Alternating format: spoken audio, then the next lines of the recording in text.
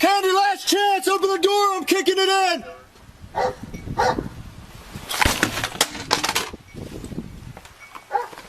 Candy, make yourself known now! Candy, give yourself up. I'm bringing the canine in. You will be bit. Candy, last chance! Canine is in the trailer! I won't release him. You will be bit!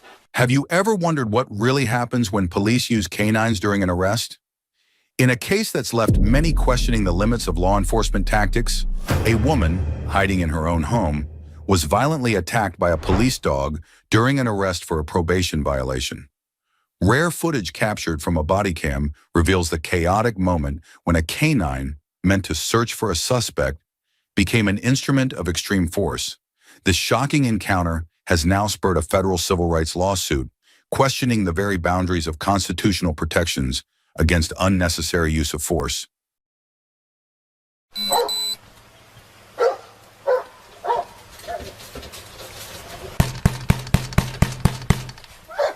Candy, open the door now or we're gonna kick it in!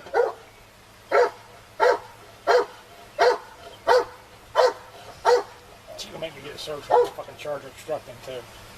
Well, I thought you didn't have to with Chad. That's his call. All When right. I was doing it, I'd have just said kick it. You want us to kick it? Anything changed since I was there? We know she's there, confirmed she's there. Anything that contrary we found there, we gotta get a search warrant. But Her term's over. her time? Her term's Find over. out, well, doesn't it all go back to Well, what she wanted? it would. She'd have to go in court, so. She's an NCIC, I mean, that's, We know she's in there. you gotta put her out of the warrant arrest, so. I said kick it. Fucking lose. Candy, last chance! Open the door! I'm kicking it in!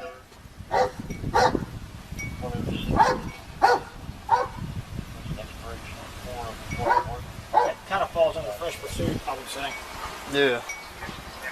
Kick it? Check it, fuck it.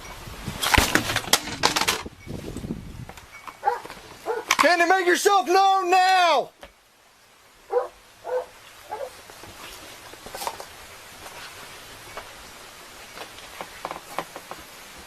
Staying this way. Also, this way, you don't mind. 27.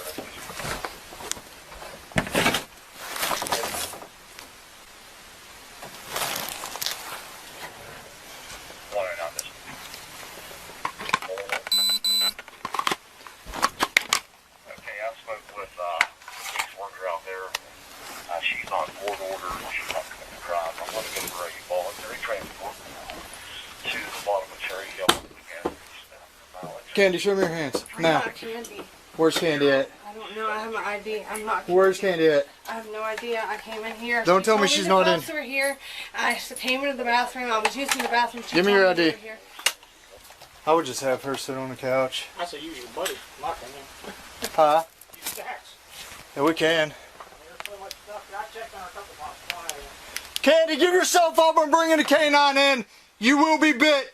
When a police canine is unleashed on a citizen, it signifies the start of a legal and constitutional debate. If a suspect is lawfully seized under the Fourth Amendment, the real issue becomes whether the use of a canine escalates the level of force disproportionately. Factors are carefully scrutinized. How severe was the crime?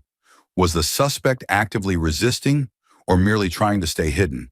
And most critically, did the suspect truly represent an immediate safety threat? Here, the context matters. Using aggressive force can be deemed unreasonable if it appears excessive in the circumstances.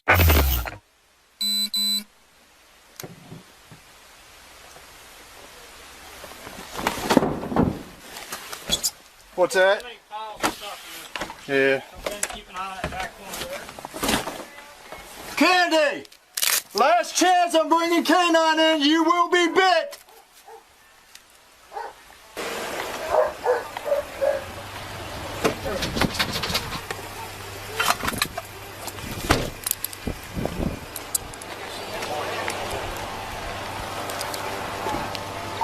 Toil Marshall. Yes, please get the kid. And my partner to this place. Stay.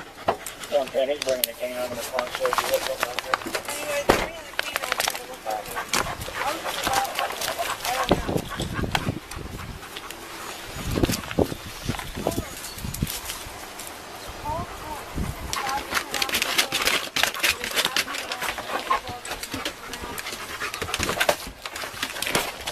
Candy, last chance! K9 is in the trailer! I won't release him, you will be bit! Make your presence known now! Current legal guidelines hold that warning signals should precede a canine's deployment, giving any suspect a fair chance to comply. However, if a suspect is already subdued, immobile, or not posing an active threat, then introducing a dog into the equation often tips into the realm of excessive force. Legal analyses from various circuits emphasize that deploying a canine should only occur in an undeniably dangerous and fast-moving situation when there is clear evidence of an imminent risk. Courts have stressed that in cases where a warning was given, but force remains disproportionate, the actions of law enforcement may violate constitutional standards. Revere!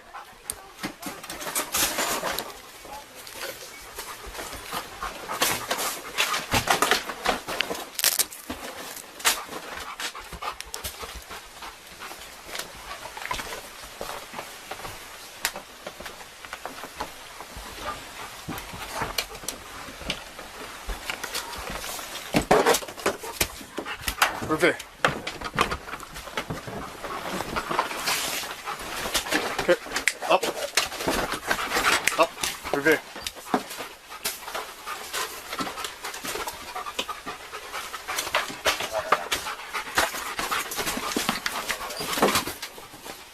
She's being dropped off here at the gas station. Mileage is 36075.7. And she did say that somebody's coming up to pick her up.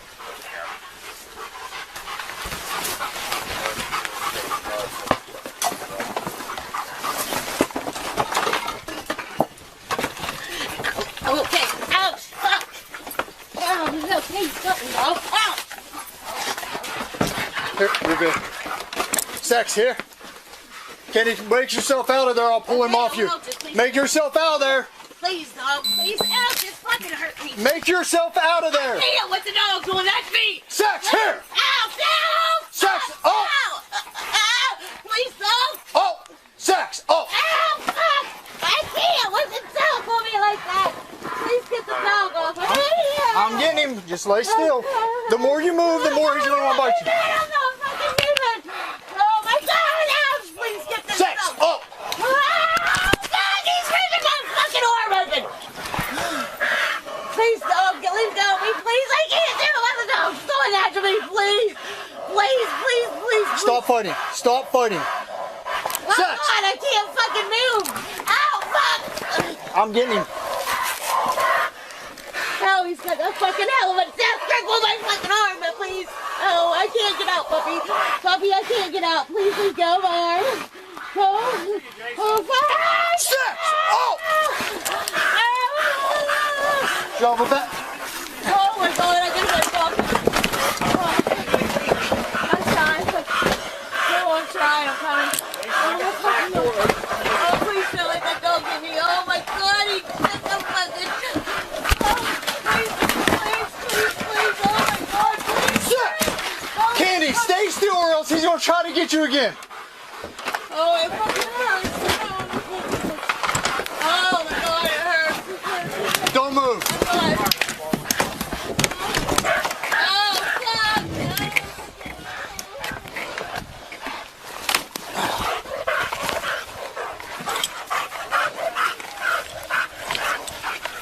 Here.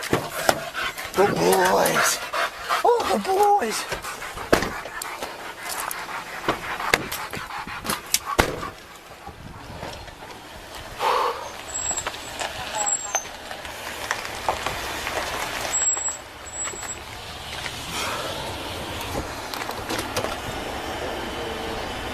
Well, we knew she was in there. We kicked the door in. Gave her plenty of warning without the dog to give up. She still stayed hidden. Made 3 announcements for a canine. He sniffed her out underneath the pile of clothes in between the bed and the closet. Latched hold of her. Drug her up out of where she was hiding at to the bed where I could see her. Took me a minute to get him off of her because she kept wanting to fling around, and you know how that goes. But got him off. Shovel took her into custody. March 110. You're on AAA on 193. Everybody else, is that correct? Yes, Mark. She's got felony warrants out of probation and circuit court. Yeah.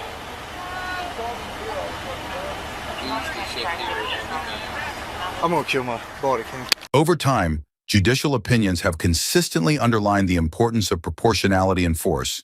When the use of a police dog results in severe injuries, especially in scenarios where the suspect was not resisting actively, courts have found that such force can be overwhelmingly excessive.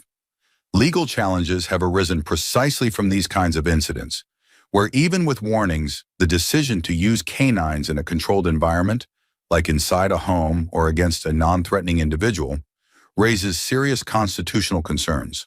While detailed outcomes vary, each case reinforces that excessive force, regardless of the situation, will undergo intense legal scrutiny. How do you feel about the force used in this incident? What are your thoughts on the balance between public safety and individual rights? Officer Hernandez, is that correct? Imagine walking down a public sidewalk with your firearm openly displayed, believing you're within your legal rights. On June 29, 2013, Mac Worley, a seasoned veteran and host of On the Move, took this very step in Vancouver, Washington. Mac approached a McDonald's only to respect a sign banning firearms on the premises. Undeterred, he continued to Burgerville, where he casually inquired about their weapons policy. The employee was unsure and didn't notice his firearm, and as Mac walked past others, no one seemed alarmed. But what unfolds next is a startling encounter that raises serious questions about law enforcement's handling of such situations. Don't miss out on these shocking truths. Watch now. Hey, bud, stop right there. Stop right there. Put the rifle on the ground. Put the rifle on the ground. I'd rather not touch it, officer. Put the rifle on the ground. I don't want to touch the weapon. They're pointing guns at me right now, and As Mac made his way toward his vehicle on the public sidewalk, officers Rollins, Alba, and Hernandez from the Vancouver Police Department suddenly surrounded him, weapons drawn from multiple angles. It was evident that Mac did not consent to any search or seizure of his firearm. Despite Mac having committed no crime, Officer Rollins seemed unaware that simply stopping and detaining him constituted a seizure of both his person and property. oh, okay, I have two weapons pointed at me right now. Hey, do me a favor. Just put your hands up on top of your head. Am I being detained right now, Put officer? your hands up on top of your head, okay? Step over. All right. Just so you know, officer, you're being video recorded right now. Come over here. We got eyes on your weapon. You're fine. You're being video recorded right now. I just want to let you know. That's fine. Do me a favor. Stop right there. Okay. There. Just lift your shirt up. Turn around. Just make sure you're on the other side. Turn around, baby. Turn around. All right. All right, you're good. Can I put my arms down? Go ahead and put your hands up. Put your hands up. Okay. I'd rather not, sir. Just turn around. I don't want to. Okay. Let me see your ID. Am I being detained right now, officer? Huh? Let me see your ID. No, thank you. What's that? No, thank you. No, thank you. No, thank you. Okay. Why are you saying no, thank you? I know it's my Fourth Amendment right. I don't have to show you my identification. Okay. Why are you walking down the road with a rifle? Am I not allowed? Why? I'm asking you a question. Why are you walking around with a rifle right now? Why are you walking around with a weapon? Why is she walking We're around? not going to play jokes, all right? We're working right now. So Okay. why are you walking around with a rifle? I'm allowed. It's my constitutionally protected right. That's your firearm? Yes, it is. Okay. Registered to you? I'm not going to answer any more questions, officer. Okay. All right. Well, yeah. Go ahead and check. Just check that real quick. Just so you know, I don't consent to any searches or seizures of my firearm. All right. That's good. That's good. We're not taking it anywhere. The situation escalated as the officers displayed unprofessional behavior, showing unnecessary hostility towards Mac. Their actions indicated a clear lack of understanding of the legal boundaries and the proper protocols for handling such encounters. This not only put Mac in a vulnerable position, but also highlighted significant flaws within the department's training and procedures. I'm not going to answer any more questions.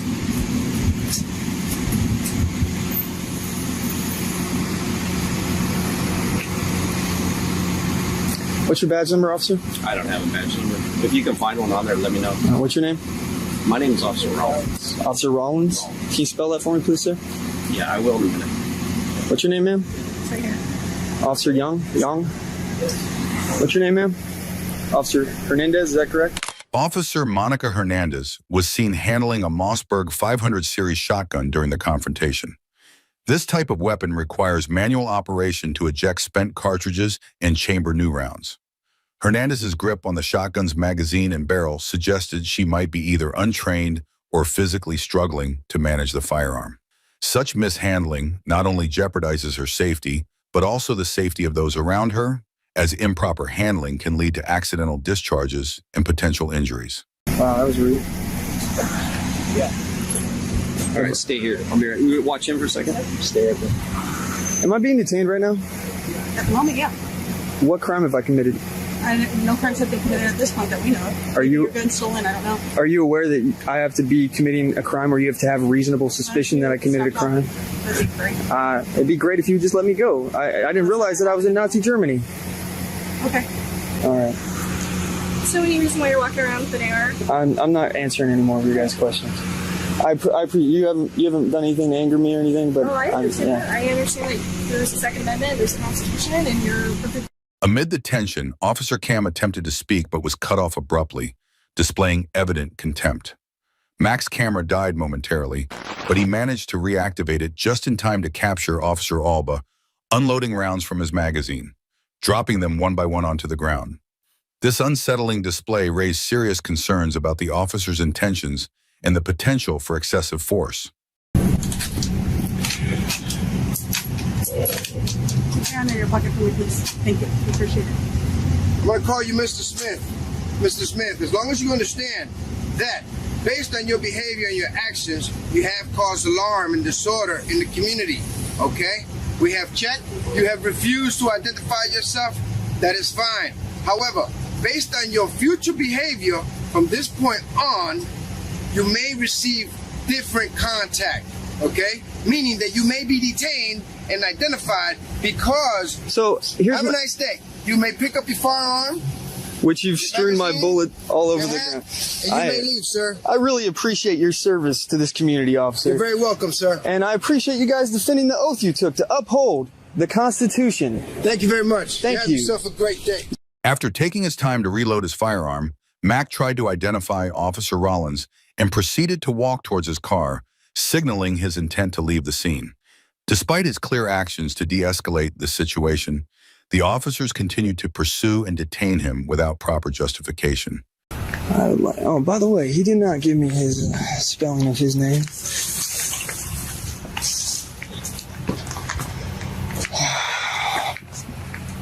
Where's that car number? Car number 1292. Hernandez. Sir, they don't want you here. All right.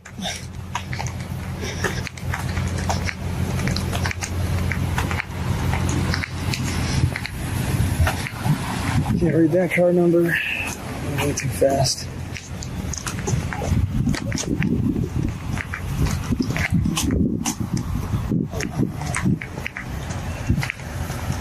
Sir, you were asked to walk the other way while exiting. Do not walk towards me with a firearm in your possession. Walk the other way, please. Thank you. Wow, this is incredible. Officer! Officer! I need to get to my car is over there. Sir, you were asked to leave that private property. You need to leave that private property or you're trespassing. Officer, I'm trying to get to my car. It's over there. I want to leave. Sir, keep your hands where I can see them at this point, please. I'm going to ask you to set the phone down so that you don't damage your own phone. Set it on the ground. Do not reach My car's near over there. your firearm. Set the phone on the ground. I just want to leave. Please. My car is right there. Hands on top of your head. Put them on your head. Don't move. Why am I being assaulted here? Am I being arrested? Yep. I want to leave. Mack faced charges of trespassing with a weapon, but these charges were eventually dismissed when it was determined he was lawfully on a public sidewalk with no intent to commit a crime. However, the legal battle didn't end there. Mack filed a lawsuit against the city of Vancouver and 10 officers for unreasonable seizures, false arrest, and other grievances. Unfortunately, his lawsuit was dismissed due to qualified immunity granted to the officers and questionable legal reasoning. Mack's ordeal highlights a troubling pattern where law enforcement officers are protected despite clear mishandling of situations, leaving individuals like Mack to bear the financial and emotional burden of legal defense. Today, we delve into a troubling incident where a law enforcement officer exploited his position, highlighting a critical issue that affects us all. It's alarmingly simple for officers to unjustly stop and detain innocent individuals by persistently following them and fabricating traffic violations. Compulsive dishonesty isn't uncommon. Individuals, including those in authority, often rationalize their deceit, believing they're justified or serving a greater good. When constitutional rights are at stake, our liberty is precariously balanced. This is a delicate issue with no room for compromise. In the footage under review, an illegal traffic stop is clearly based on false pretenses, captured by the very officer's dashcam. Legally, it makes little difference whether the deception was intentional or misguided.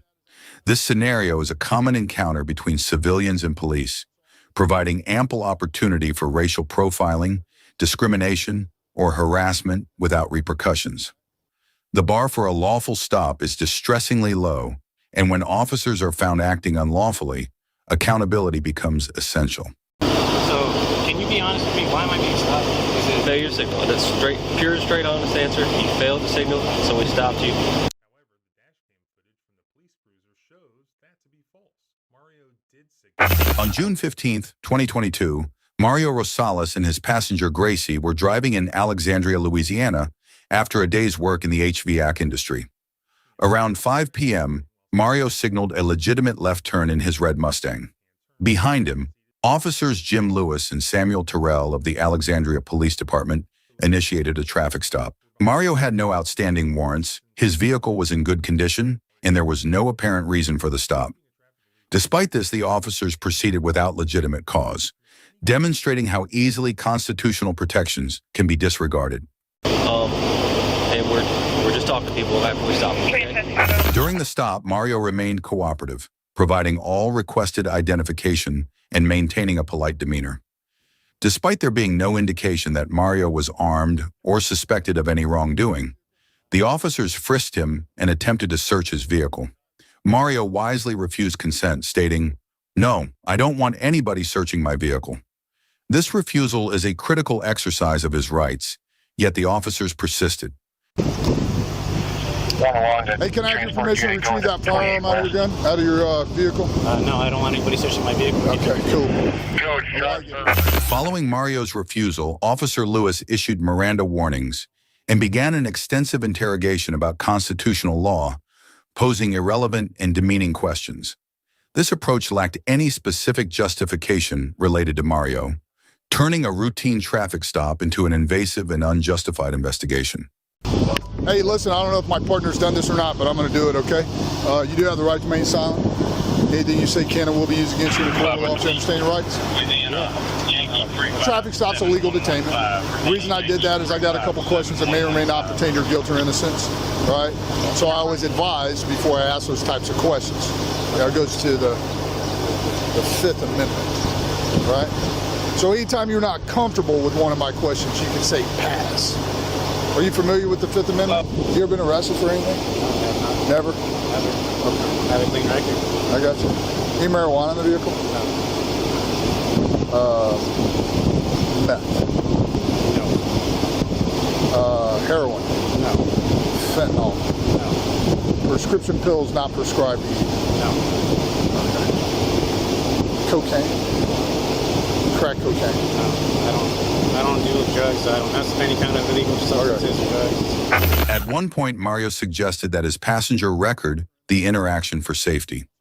Officer Lewis acknowledged his own recording devices, but ultimately denied them the ability to film the encounter.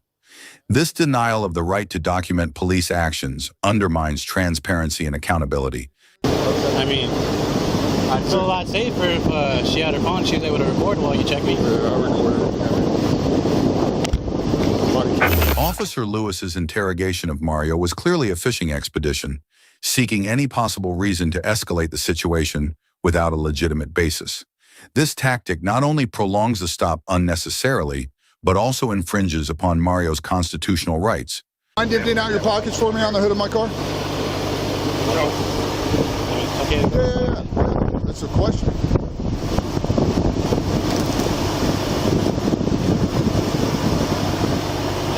Nothing else? You mind if I check? Hey, grab my bar real quick. Do you mind if I check? Do you have something on you're not supposed to have? I don't have anything on me. Extended traffic stops can lead to the discovery of unrelated issues, providing the government with opportunities to unjustly target individuals. The longer the detention, the higher the likelihood of finding trivial or fabricated reasons to take further action against the driver. Do you live here? This is where I'm trying to create my residency. Yes. So where do you live? I got you. I'm still trying to get, because in order to me to change my address and all that, I need to get proof of residency. Yeah. So I've been having to swap over a lot of my bank statements and all that. So if you move from out of state, right?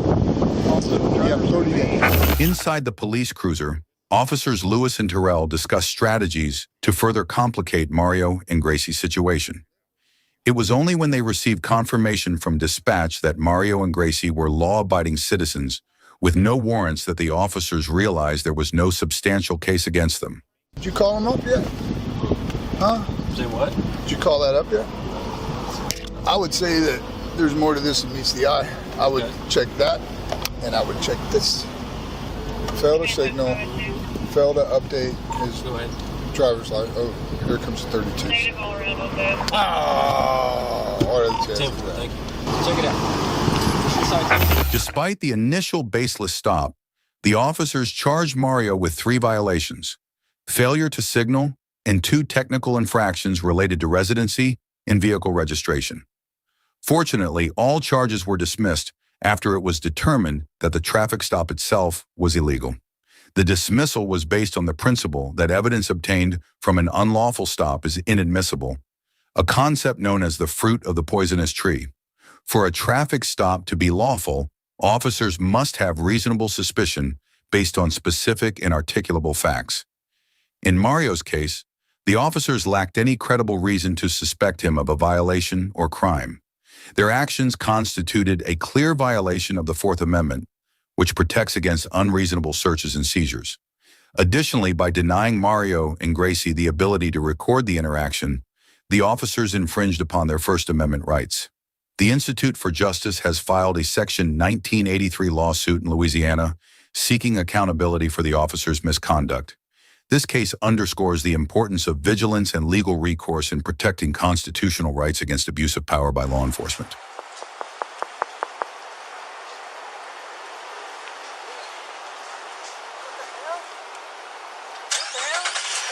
Hi. Hi. How are you? Fine. What are you guys doing here? Waiting to go to Starbucks in a second. Why? Is there a problem? I can't sit here? Well, actually, let me tell you why I'm here. Okay? I've been having auto break-ins in this parking lot every morning around this time. Thank you very much. So I've been driving around here. Okay? And I noticed that you guys aren't doing nothing but hanging out. Yeah, I just got in from And Vegas. Okay. Well, that. This morning. I've been driving all night. Okay. It takes 8 hours to get here. Well, relax. That's my reason why I'm talking to you. I'm from here, so I'm not. Okay. We're in a car from the Bay Area, from Oakland. It's not a Nevada car. No, I'm not Nevada. I'm from You have your Oakland. ID on you? Yeah. Okay, so wait a minute. Now, why you asking for my ID? You just explained to me about the break-in. Right. But why did you explain to me about the my ID? What did I do? What kind of crime did I commit? What kind of crime did you commit? Yeah, I'm asking you. haven't. Ask me for my ID. Yeah, you have to give me your ID. Why do I have to give you my ID? I have to give you my ID because I haven't did anything. You started talking about a break-in. Okay. I thanked you for informing me that. Right. I informed you that I'm resting because I'm about to go into Starbucks, right? I informed you I've been driving all night, right? Well, Starbucks has been open for about 2 hours. It's actually been open since 5. I checked my GPS. Okay. Are you doing anything wrong? No, I'm not.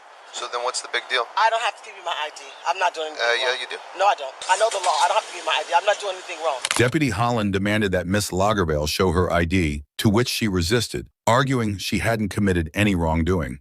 In California, there's no law that penalizes someone for refusing to identify themselves during a lawful stop if there's no reasonable suspicion of criminal activity. The deputies were allegedly investigating a series of vehicle break-ins linked to black males. But Miss Lagervale clearly stated they were simply heading into Starbucks. Under California Vehicle Code Section 12951, drivers must present a valid license upon request while driving. However, since Miss Lagervale was parked and not driving, Deputy Holland wasn't enforcing this code but seemingly probing for criminal behavior without proper justification. Similarly, California Vehicle Code Section 22,511.56 requires proof of a disabled placard upon request, but Deputy Holland didn't ask for this evidence. Instead, his focus remained on questioning Miss Lagervale's identification, raising questions about the legitimacy of his actions. I did anything wrong. So what you're doing now is leading me to believe that you might be doing something wrong. No, I'm not doing that, so don't try to trump up no charges. I saw like get your phone out, start recording. Why are you getting so worked up? Because I gotta have protection. Because I don't know where this is about to go. I gotta have protection. Well, it's not gonna go anywhere if you cooperate. Everything's being recorded. Exactly, and I'm not doing anything. That's what did you hear me tell my daughters? Start recording as well. So why are you making this a big deal? This could be a completely positive encounter. Exactly. Okay. I'm not going to give you my ID because I haven't done anything. Do you have a valid driver's license? Yes, I do. So are you going to refuse to give me your ID? I am, because I haven't done anything. Call your superior. Call your supervisor. I don't have to do that. Yes, you do have to do that. Make sure you record that, because I'm going, as soon as I leave here, I'm going to 150th and I'm going to the Sheriff's Department. We're being harassed for nothing. It's not harassment. Yes, it is harassment. Well, guess what? I'm not in any rush. I can hang out here till you want to give me your ID. I'm not. I want you to call your sheriff. I want you to call me or call your superiors. I sell it. Well, hold on. Call 911. Call 911. What is going on here? No, we're not doing that. Okay, everyone in this car is detained. You can go back in the car and wait, or you can go in handcuffs and go in my car. Okay, sit in the car or you're going in handcuffs. I'm not dealing with this. I'm going in handcuffs because I have to use the restroom. You can sit. Last chance. Sit in the car, you're going in handcuffs. Handcuffs for what? 31 Animal. Start us up there. That was one of the things. You're being really too excessive right about now. You're being real excessive right now. That's one of the reasons why we stopped here too. For me to get coffee and I was telling her to get up so she could go to the restroom. You're not going to do that. You're not going to violate and victimize us. They don't want to listen to us, so let's go ahead and detain these two. No, you're not going to detain them. We haven't did anything. We have not did anything. You're going to start the car. Get out of the car. No, Get out of the car. Roll the window down. Get out of the car. No, I'm rolling the window down. Get out of the car. No, I'm not. I'm rolling the window down. Get out of the car. I'm rolling the window down. I'll get out. Just don't pull on me. I'll get out. All right, get out of the car. This is your last chance to get out of the car, or I'm placing you. No, you're not placing me under arrest. Or I'm placing you under arrest. I'm calling someone. Get out of the car. I am. You don't have to pull me. I'm getting out now. Then get out. Stop it. Then get out. Stop it. Stand right here. Put your hands behind your back. You're being detained. No, I'm not being detained. For what? You're being detained. For what? Put your hand behind your back or you're going to go to jail. No, I'm not going to jail. We're getting an attorney right now. Record everything. We're getting an attorney. You're not following any of my instructions. We haven't done anything. Don't worry. I saw y'all. Put your hands behind your back or you're going to jail. We haven't Put done your hands anything. behind your You're back gonna get or fired. you're You're going gonna to get jail. fired. Don't worry. That's fine. We have a lawsuit. Excuse me, officer. Can you make some sense out of this? We haven't did anything. We're good for it. And all of a sudden we're getting arrested. I don't have a weapon on me. I'm just checking. I asked for his superior, his supervisor. I asked for a supervisor. Grab a seat. This is not how things work, ma'am. No, what are you talking about? We haven't did anything. Take your feet up. You don't demand what we do. No, I'm not demanding anything. The situation escalated when the officers handcuffed Acili and her daughters, placing them in the back of separate police vehicles and detaining them for about an hour. While handcuffing alone doesn't equate to an arrest, the duration and manner of the detention can transform a simple stop into a de facto arrest, which requires probable cause. Courts look at factors like how intrusive the detention was, how long it lasted, and the overall circumstances. In a similar 2022 case, the Ninth Circuit Court of Appeals ruled that a 1-hour detention with handcuffs was excessive, turning a Terry stop into an arrest without probable cause. Applying this to the Lagervale situation, it's evident that the officers lacked the necessary suspicion to justify such an extensive detention, making their actions potentially unconstitutional. Right now, you're not putting your foot in the car. I'm asking you why. You're not following our obstruction. Resisting. I'm asking you a question. Why am I being arrested? Right now, you're being arrested because you're So not. what did I do to be arrested? What led up to this? Can you answer that honestly? You cannot. You won't let me. You won't shut up. Listen to me. Shut up.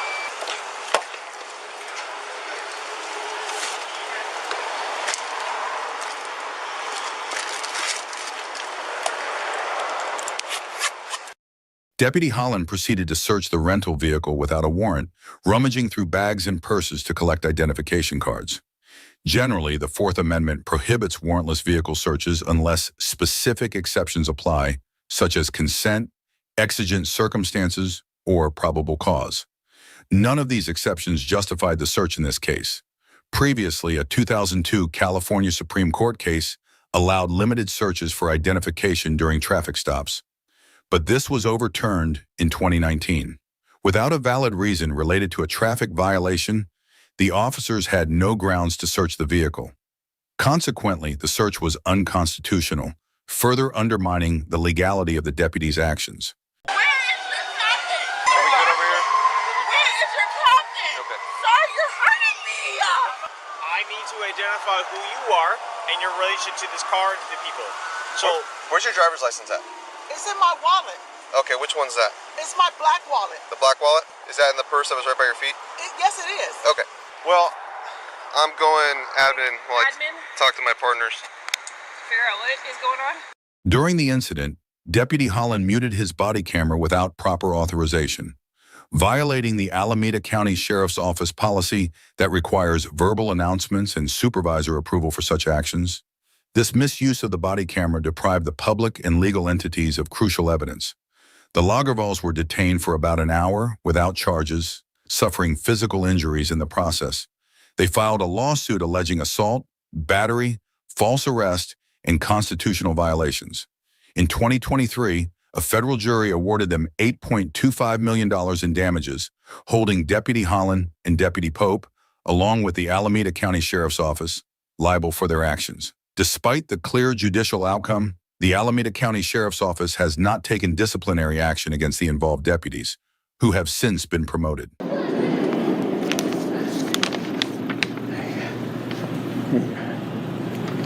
Thanks. The officer's name is on it. Huh? Where's it coming from? What? It's for the officer. Just hand it to the officer. Yeah, but who you? Who you are? I'm delivering, just a messenger. Yo. Come over here. Don't put your hands on me, man. Yo, they told you to stop. I don't give a. Don't put They your told you hands to on stop. me. I don't care. You don't put You your hands stop. on me. You don't put your They hands on told me. you to stop, right? As Mr. Thomas was leaving the police station, a plainclothes officer abruptly grabbed his arm and demanded he stop, without revealing his identity as a law enforcement officer. Plainclothes officers, who blend into the community by wearing civilian attire, are intended to prevent crime proactively. However, New York City's history with such officers is fraught with controversy. The NYPD's roving plainclothes anti-crime units were disbanded in 2020 due to numerous complaints about excessive force and racial targeting.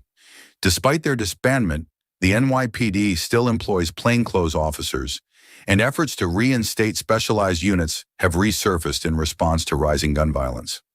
Legally, while these officers don't always need to disclose their status, they are generally required to identify themselves during stops unless specific dangerous circumstances justify otherwise.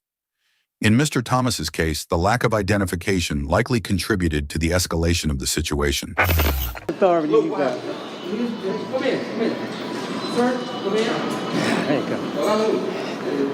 Yo, come over here, man. Yo, get your hands Come off on, me. come on. Hold on, who are you? Who are I'm a you? cop too. He's a cop. I'm a Identify cop too. yourself. He's a cop. I'm telling you. Identify yourself. We're all cops here. We're all cops here. Get your hands off of me. Don't do that. We'll put you through. Yeah, All put right? me through. Put me Put you through. through. Put me Put you through. through. We'll see how that works out. It's a Tommy. No, I'm not.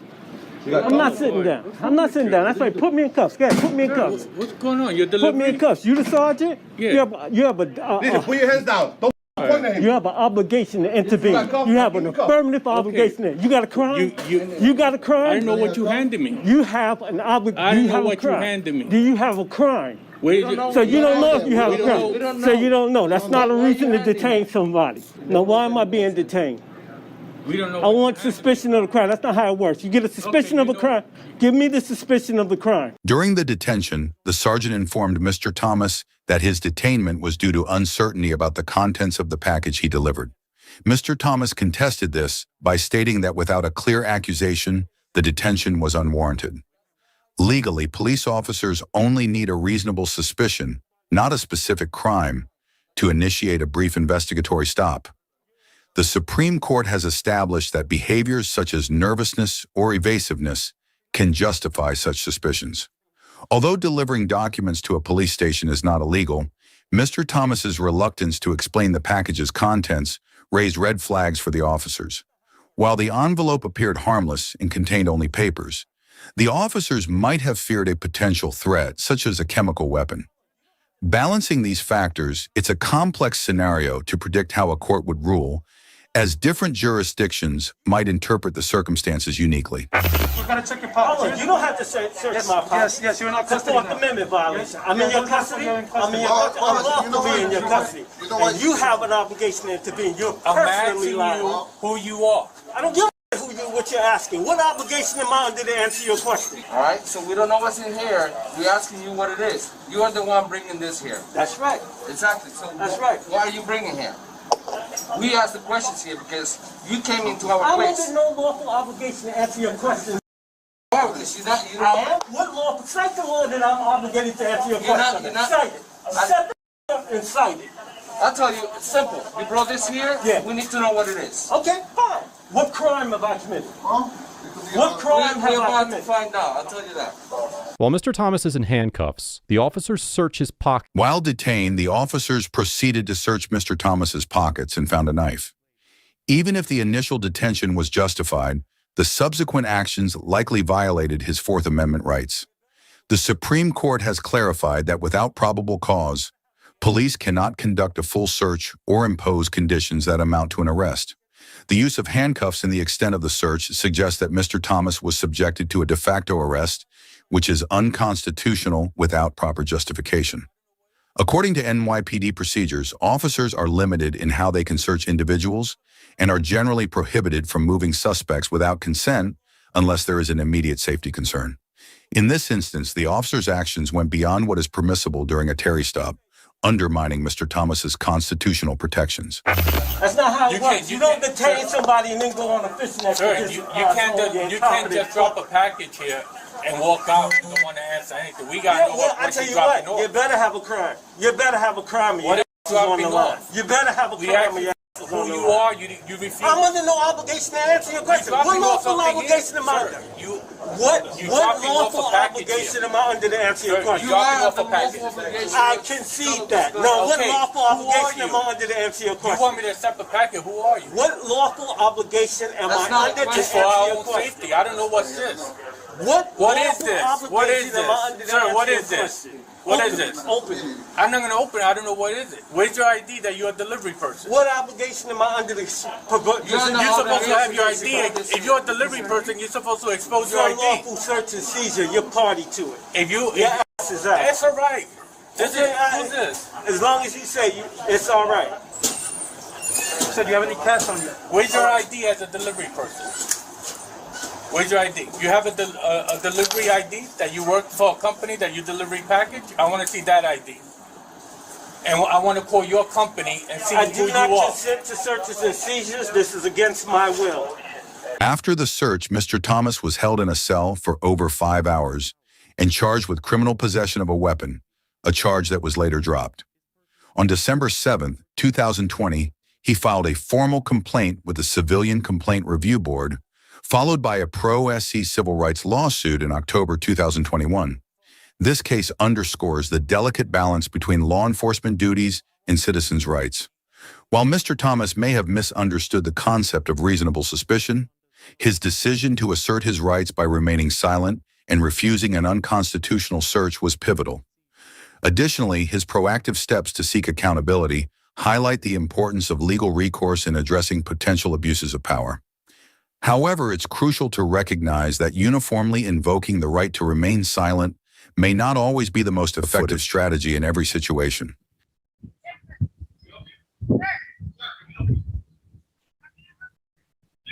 You can go back to work. That's what I pay you to do, isn't it? What's that? Go back to work. I'm sorry, no, you're trespassing right now. That's why I'm asking you what you're doing. Trespassing on public property that I pay for? Yes. Can I have your name and badge number, please? Yes. This. Who you are? I don't mind a lawsuit. Take the money. During the confrontation, the aggressive officer confiscates the auditor's camera before restraining him with handcuffs. You'll witness the incident from two perspectives, the auditor's camera and the officer's body cam. This dual-angle footage exposes the true nature of the interaction and highlights the discrepancies in the officer's behavior. Let's watch how these two angles unfold the events. Recording you is against the law. Did you hear that, guys? This was officer, sorry, what's your name and badge number? Sorry? David Laird. Good, I'm gonna get to know it very well. You'll be listed in the lawsuit. Who else? Please give your name and badge number. Don't run away, you guys. They're escaping, you guys. They're already starting to cover up. I need everyone's badge. I need no, if I'm free to go, I'm free to stay. I need your name and badge number, sir. I need your name and badge number. I need your name and badge number. I need the sergeant out here. I need the lieutenant out here, or I need the chief of police out here. You guys are not just gonna walk away from this. I'm sorry. That officer f***ed up big time. Where is he? Where's he or she? Sir, you look like a sergeant. Can you please come over here and talk to me? They're running away, guys, like a bunch of scared rats because they know they just stepped in it big time.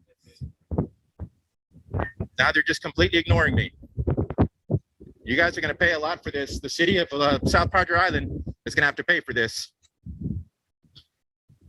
Who's coming out to talk to me? Who's coming out to talk to me?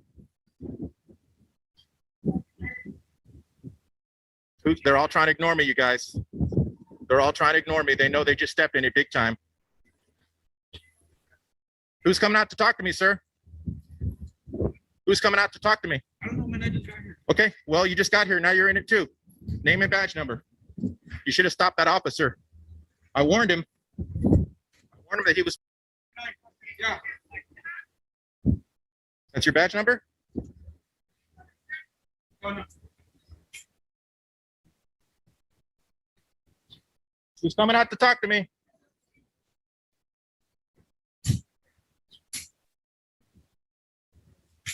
Okay, guys, there it is. South Padre Island police.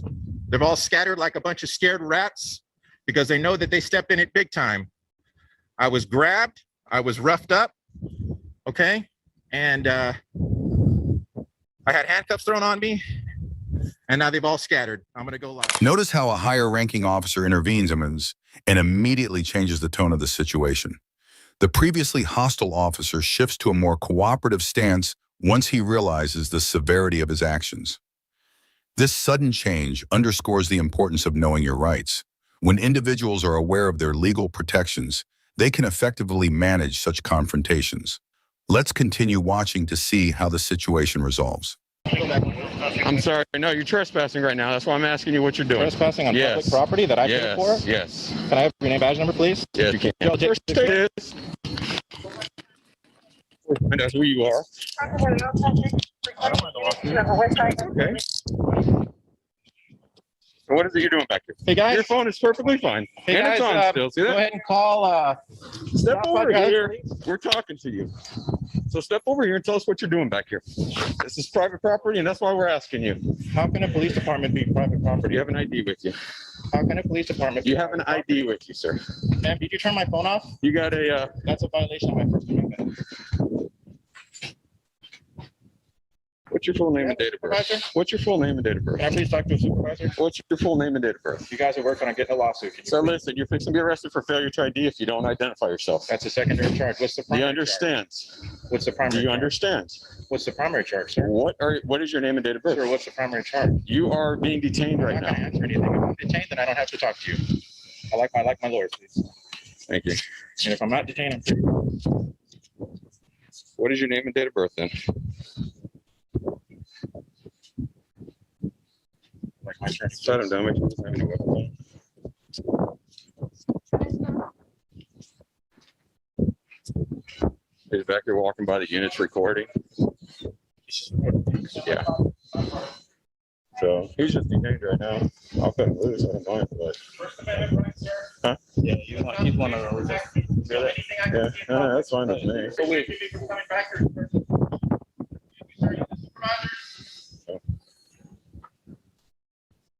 Guys gonna let me go now? Yeah, we'll let you go. Let's take him and walk him over there. Can you please make sure my phone is still on? If you turn off my phone, I'll be filing a lawsuit against you for violating my First Amendment rights. That phone Let's is take him my over. record. Cuffs up. Can you please get my phone first? I want my phone to record this. What do you need? That is my I said official let's record. walk him Cannot over. interfere with my First Amendment right. Please bring my phone back.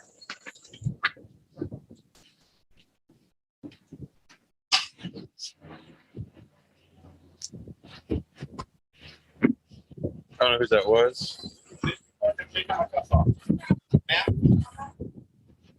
Please record them taking my handcuffs off.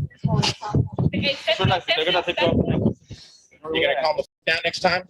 Oh, I'm very calm. I'm always calm. You ran up and grabbed me, threw handcuffs on me. For a First Amendment. I don't know what you're back here for. You just got yourself in a world. Go ahead. You don't need to know what I'm back here for. What did I do, sir? What was your reasonable, articulable suspicion that I had committed a crime, was about to commit a crime, or had just committed a crime? You're standing What was around it? walking back to recording us in our Oh, unit. so that's against the law? Recording you is against the law. Did you hear that, guys? This was Officer, sorry, what's your name and badge number? David Laird. Sorry? David Laird. Good, I'm gonna get to know it very well. Okay. You'll be listed in the lawsuit. You have that card for that other one? Yeah. It's up there in the front. Yeah. Hey, guys, we're safe, guys. We're already trying to cover up. I need everyone's badge. I need every no. Pretty long, what do you think? So we need fences back here. You have your card or the card? Yeah. No, they're waiting over here so I can get them. Oh, yes, sir. Did you take the picture? I got the footage. Did you observe the complete turnaround in the officer's behavior? The aggressive demeanor swiftly transforms into compliance once the higher-ups recognize the misconduct. This officer is now facing a lawsuit due to his actions. Many viewers have asked whether these incidents lead to actual legal actions or just complaints. In this case, the auditor took legal action and successfully defended his rights in court. It's a powerful reminder of the importance of understanding and asserting your rights. On July 26, 2017, Detective Jeff Payne from the Salt Lake City Police Department entered the University of Utah Hospital intent on drawing blood from a critically injured man. This patient had been involved in a fiery crash caused by a suspect who was fleeing authorities and did not survive. Since there was no indication the injured patient had any impairing substances in his system, the hospital's policy required a check with administrators before proceeding. Tensions rose the moment Detective Payne confronted nurse Alex Wubbles, who insisted on confirming the legality of the request. Body camera footage later revealed just how intense this standoff became, sparking nationwide debate on medical ethics and police authority. Yes, please. So I'm going to arrest her. We have exigent circumstances for a blood draw on a patient that's upstairs. She is refusing, and my lieutenant says that if she doesn't, department are you with? Salt Lake City Police, Salt Lake City. which I'm sure you'll get to meet my lieutenant soon. And if I don't get to go get the blood, I'm taking her to jail. I'd rather not do that. I'd rather you not do it either. We're all just going to be cool for a second. Hi. Can you protect me? I've been threatened to be placed under arrest by this officer here. I'm trying to prohibit him from drawing blood on one of my patients who he does not have a warrant for. If things still keep going the way they're going, I'm arresting her We can't protect you. for interfering with a criminal investigation. That If he's conducting an investigation, it's obstructing justice. okay, I'm just being told what to do by my entire hospital. And I'm being told what to do by my boss. Okay, so And I'm going to do what my boss says.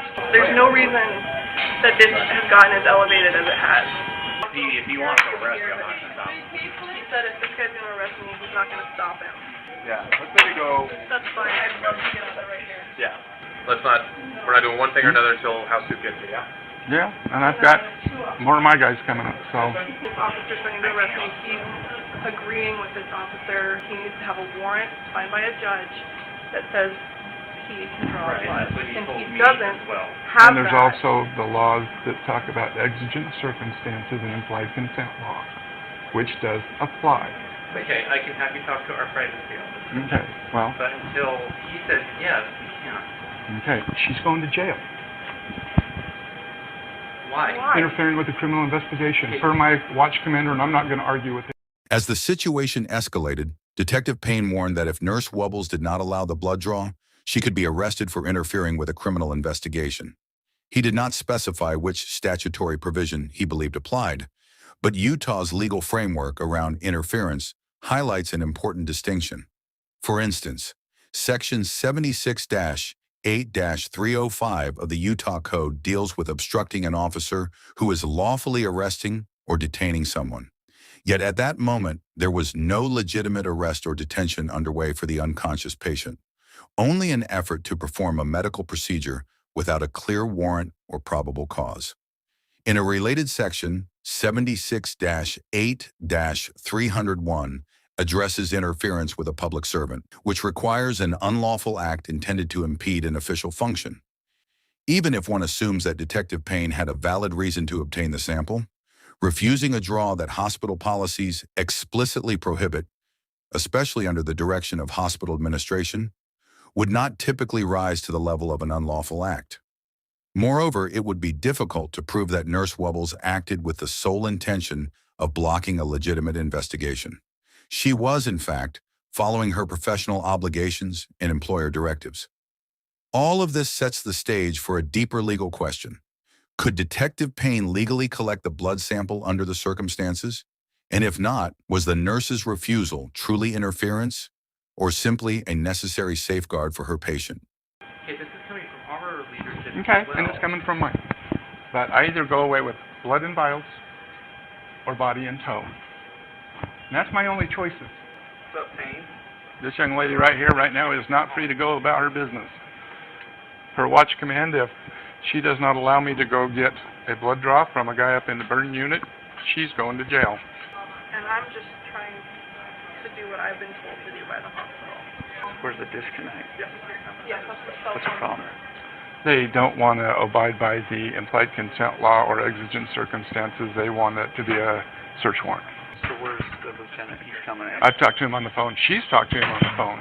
He was the first one to tell her that if I don't get the blood, she's getting arrested. I don't know why you have to be so awful and threatening. I'm not here to impede I'm you. just stating what will happen. We can both say that, sir. I'm just a nurse trying to protect the patients and do what my hospital has obligated me to do. Believe it or not, I'm trying to protect him too. I have two officers now. Another officer is here threatening to arrest me. They don't have PC. Is this patient under arrest? Nope. He still says he's not under arrest. Do you have an electronic warrant? No. No. No to every single one. So this, hold on, Brad. So I printed this off. This is what I was told to print off. I have this. It says obtaining blood samples for police enforcement from patients suspected to be under the influence. This is something that you guys agreed to with this hospital. The three things that allow us to do that are if you have an electronic warrant, patient consent, or patient under arrest. And neither of those things, the patient can't consent. He's told me repeatedly that he doesn't have a warrant, and the patient is not under arrest. Okay, so I take it without those in place, I'm not going to get blood. Am I fair to surmise that? Alex, you're not representing the person. Yeah, Okay. I don't know. I have no idea why he's blaming me. I'm just representing. Why are you blaming the messenger, sir? She's the one that has told me no. In the moments leading up to her detainment, Nurse Wubbles cited the hospital's policy regarding law enforcement blood draws. If the patient can't give consent and isn't under arrest, then officers must present a valid warrant. Detective Payne tried to counter by referencing implied consent laws, specifically Utah Code Section 41-6A-520. This statute indicates that anyone operating a vehicle in the state implicitly consents to breath, blood, or urine tests if an officer reasonably suspects impaired driving. However, the law also stipulates that the officer must have grounds to believe the individual was operating the vehicle under the influence. In this case, there was no evidence or even suspicion that the patient was driving while impaired. Therefore, the implied consent argument appeared irrelevant. Yeah, but sir, you're making a huge mistake right now. Threatening a nurse Okay. No, we're done. We're done. You're under arrest. We're going. We're done. We're done. I said we're done. Okay, she can sit in my car while they're coming. This is unnecessary, man. You're right. This is my department, and this is completely unnecessary. I'm leaving now with her. Okay? Anybody who wants to prevent that, that's your option. He will be taking them. Please, sir, you're hurting me. Then walk. No, I have no reason to walk. Have a seat. What is going on? Hi, sir. Hi. Would you like to speak to this young lady? Well, I need to talk to you first, and then I'll talk to her. Okay. So what's they're arresting her for obstruction. She's called people. They say no, she will not take me up there. She absolutely will not. Thank you. I have our privacy officer on the phone. They're busy. Give me a second. Okay, let me chat with her for a moment. Yeah. We're breaking the law. If we're doing wrong, Call okay? Tom Miller or somebody. Listen to me. If we're doing wrong, there are civil remedies. What I'm telling you is, we are not making a mistake.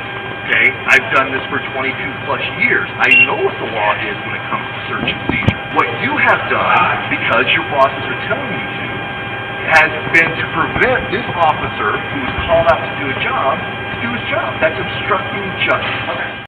Shortly afterward, Watch Commander Lieutenant James Tracy arrived, asserting that he had a solid grasp of search and seizure law and claiming Nurse Wubbles was obstructing justice by denying the blood draw. At its core, the Fourth Amendment protects citizens from unreasonable searches, including invasive medical procedures like blood testing.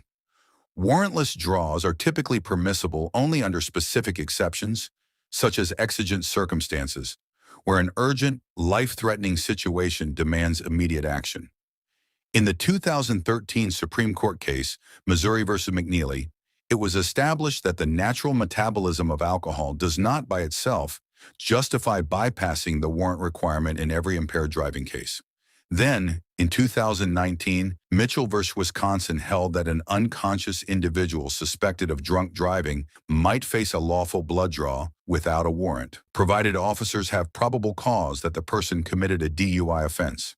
In the University of Utah incident, there was no indication that the unconscious patient was intoxicated, let alone probable cause for impaired driving. Consequently, ordering a forced blood sample without a warrant appeared to conflict with Fourth Amendment standards. Is this person, do you know, is this person a resident that we're trying to get blood from? I have no idea. I don't even know It's who another he is. problem, okay? So why are you involved in this? Because you don't have anything to do with it. Because I'm the charge nurse in the unit that he was admitted. My job is to help understand what we're supposed to do but and how. You're not trying to understand. You're trying to tell us no. That's all you're doing. Because he's going to tell me what your policy is. And I understand what your policy is. I'm trying to tell you what I need legally. Okay? And your policy right now is contravening what I need legally. Ultimately, officers placed Nurse Wubbles in a patrol vehicle, but released her after about 20 minutes without charges. This short-lived custody, however, had major repercussions. By late 2017, Nurse Wubbles reached a settlement for $500,000 with Salt Lake City and the University of Utah, without needing to file a lawsuit. Part of these funds, she publicly announced, would be used to help people obtain body camera footage of their own encounters with police at no cost. The internal fallout within the Salt Lake City Police Department was also substantial. Detective Payne maintained that he was merely following orders from Lieutenant Tracy, while Lieutenant Tracy claimed he had not been fully informed by Payne about the lack of probable cause. After an internal investigation, Detective Payne was terminated in October 2017 for his role in the arrest. He appealed that decision, but the outcome of his appeal was not widely released at the time. Meanwhile, Lieutenant Tracy faced a demotion from lieutenant to a lower-ranking officer position. Tracy also appealed, and in 2019, a local civil service commission upheld his demotion. Seeking legal recourse, Detective Payne filed a lawsuit against the city and the department, alleging he was made a scapegoat for outdated policies and insufficient training. The lawsuit, which included accusations of wrongful termination and defamation, was dismissed in January 2022 at both parties' request. While the details remain undisclosed, it is commonly presumed that a settlement was reached. Following this controversial event, Utah's legislature passed HB 43 in 2018 to clarify implied consent statutes around DUI-related blood draws. Although the wording was updated for clarity, the core meaning of the law did not change, and it was clear that the attempted blood draw here was never authorized by the existing legal framework. This episode stands as a stark reminder that lawful procedure matters. Medical staff have ethical duties to protect patients' rights, and law enforcement officers must ensure there is proper cause or a valid warrant before conducting invasive searches. When either side disregards these boundaries, serious consequences, both legal and reputational, often result. On March 10th, 2022, in Wright City, Missouri, an officer took note of multiple vehicles without license plates parked at a residence. What began as a straightforward inquiry quickly escalated, raising critical questions about lawful police practices and individual rights. Bad. Are these your vehicles? Yeah, well, this one isn't. Those two are. Okay, so what's going on with them? They don't have any registration on them. I just bought that one and that one. I took the head off of. I'll get a cover for them, man. But you get off my property now. No. I'll get a cover for them. I'm placing ordinance stickers on all of them. I'll get a cover for them. You can't do that. That's not how it works. Okay, you put your stickers on. Fine. Okay, then you're going to be cited for it. Hey, put your stickers on. I'll take care of it. I'll just issue citations. Following that initial encounter, the officer informed the resident, Mr. Hall, that he would receive citations for his unlicensed vehicles, citing local ordinances that classify inoperative or unlicensed vehicles as a public safety concern.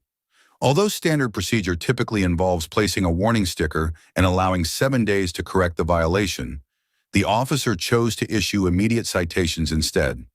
This decision marked a departure from the department's usual practice, setting the stage for further conflict between Mr. Hall and law enforcement. 48, can you copy a VIN? Okay.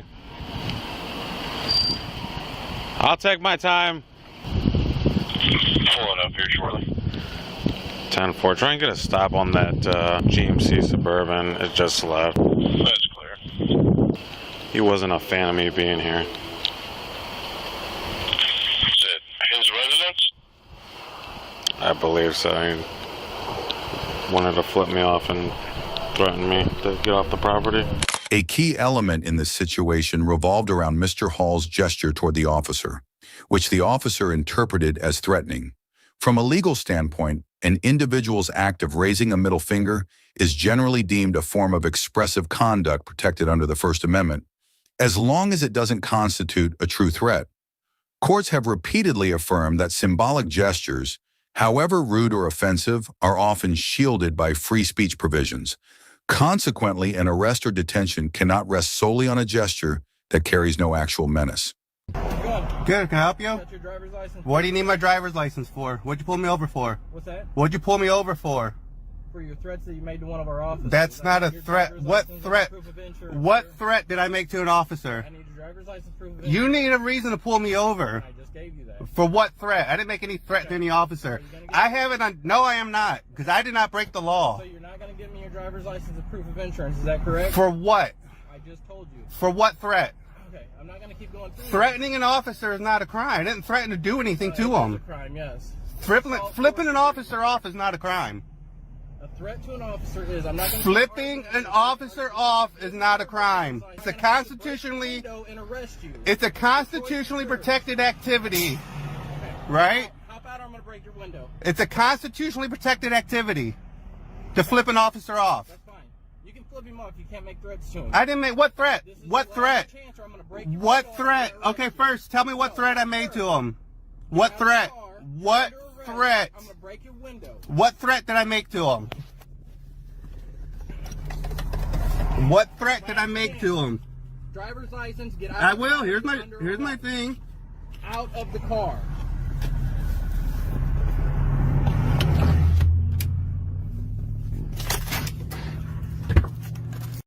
Tensions escalated when Mr. Hall drove away and was subsequently stopped by another detective who believed Mr. Hall had made threats. Under certain legal doctrines, officers can rely on shared information from each other to establish reasonable suspicion, but only if the underlying information is accurate. In this case, if the initial claim of a threat was unfounded, it would undermine any basis for the traffic stop. Ultimately, Mr. Hall was taken into custody, held for several hours, and had his vehicle towed. He also received multiple citations, including disorderly conduct and resisting, actions that prompted him to later file a complaint with the police department. I had an opportunity to review your case. Okay. One thing I'll say is that, to begin, I am going to be voiding all the charges, all the summonses that were issued to you. Awesome. I've also spoke with the tow company, and they have agreed to refund the expense you had. $400. They charged me $400. And you will be refunded every penny of that. So let me explain to you why. What we have here is a Sydney ordinance that has been on the books for some time that shows that the officers were acting in good faith in accordance with the city ordinance at the time. Yeah, I know the city ordinance. I'm aware of it. Sure. I knew he had a right to be on my property. Well, this is specifically the manner in which why they placed you under arrest, not specifically the derelict vehicle ordinance. So this is the ordinance labeled disorderly conduct, if you recall getting that ticket from the arresting officers. And the subsection of the ordinance that they used to place you under arrest was this language here. Whenever I reviewed this case, I believe that gestures are constitutionally protected. You can't make laws that go above and beyond the Constitution. If you give me an opportunity to finish. Okay, go ahead. I'm sorry. Okay. I'm sorry, go ahead. This was on the books. This was the ordinance that they enforced, that they used to place you under arrest. Okay. When I had the opportunity to review the case, I agree with you that I believe this is in conflict with the First Amendment. Okay. Okay, that is protected speech. Because of that, all subsequent actions following the traffic stop, regardless if you were guilty of them or not, are not going to be enforced, because I do not believe that they had a constitutional right to stop you in the first place. I've seen people get pounds of marijuana thrown out of court for unconstitutional stop. About a week after the incident, Mr. Hall met with local police leadership, who decided to void all the citations against him. They also recognized potential constitutional issues with enforcing an older city ordinance that banned obscene gestures, leading to a move to update and replace it. Even broader charges like failure to comply and resisting hinge on whether an officer's orders arise from a lawful stop. If the initial detention was deemed unjustified, those related charges would typically fail to hold up under scrutiny. So again, I understand that you're an argumentative individual. I am not. I'm not an argumentative individual. I'm a very polite person. I have 7 kids. I have been violating my rights before. I knew what my rights were. The whole point here, and the reason why I've called you, the reason why I wanted to reach out to you, is that your point here of your ability to make obscene gestures toward police or protect under the First Amendment, as the police department, we agree with you. This subsection of the ordinance, we've already addressed this with our legal counsel that represents the city, and this ordinance will be amended to remove anything that's in conflict with the First Amendment. Okay. As such, you will be the standing case law that amends this for all future contact, and this ordinance will be amended to where this will never happen again. Okay. Hopefully now we can put this whole issue behind us. Again, I have no reason to suggest the officers didn't act in good faith because that ordinance was on the books. That ordinance is going to be amended. Okay. Yeah, so prior to even calling you, the actual hard copies of the tickets were stamped red and void.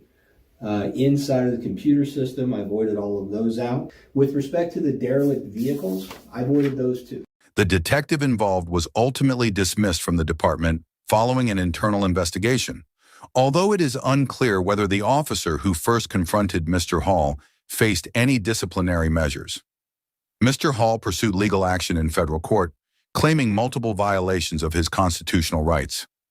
In November 2023, his lawsuit was dismissed after he agreed to a settlement of $100,000, an amount he reportedly intends to use for opening a pet store. This case stands as a potent reminder that factual accuracy and adherence to constitutional protections. During the initial response, one officer made an unprofessional comment that was immediately captured on his partner's body camera. This comment sparked a visible reaction from his fellow officer, highlighting underlying tensions within the team. You can't have nice shit. I didn't turn it on yet. As the night wore on, several officers moved to the parking lot across the street, blending in with the crowd. Some individuals were casually using the space for personal scooters, while others were simply looking to unwind after a night out.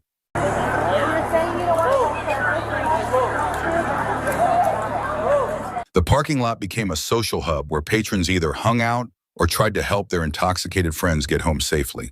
The relaxed atmosphere began to shift as the evening progressed. No, not them! I'm not yelling at their cars. I respect you guys. I told you guys before I even walked into the car. I respect you guys. I respect you guys showing up shows up. No, y'all are just being extra. I already told them. I respect them. I already told them I respect them. I'm Nicole. When the bar finally closed, the area started to quiet down. An officer approached a man in his vehicle for a routine conversation. Shortly after, Erica arrived, filming the scene with her cell phone, capturing every moment of the unfolding events.